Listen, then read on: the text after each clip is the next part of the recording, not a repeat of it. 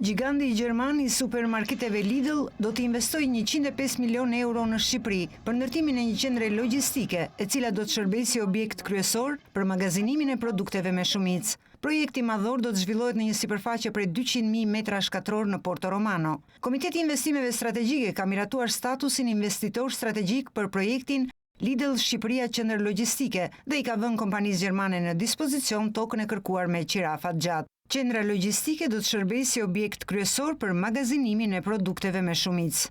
Produktet e magazinuara synojnë të furnizojnë tregun shqiptar duke lehtësuar grumbullimin, mirëmbajtjen dhe shpërndarjen e produkteve vendase, por edhe për promovimin dhe eksportimin e jashtëm të tyre. Lidl synon gjithashtu të operojë në tregun shqiptar duke krijuar operacione të shitjes me pakicë përmes një rjeti të gjerë supermarketesh.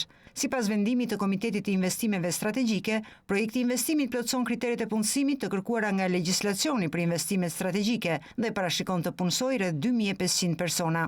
Ky zhvillim shënon një hap të rëndësishëm për infrastrukturën tregtare dhe logjistike të Shqipërisë, duke sjellë në vend një nga markat më të njohura në Evropë për cilësinë dhe konkurrueshmërinë e saj. Prania e Lidl në vend jo vetëm që forcon klimën e investimeve, por edhe ndihmon modernizimin e zinxhirit të furnizimit dhe rrit bashkëpunimin me prodhuesit vendas.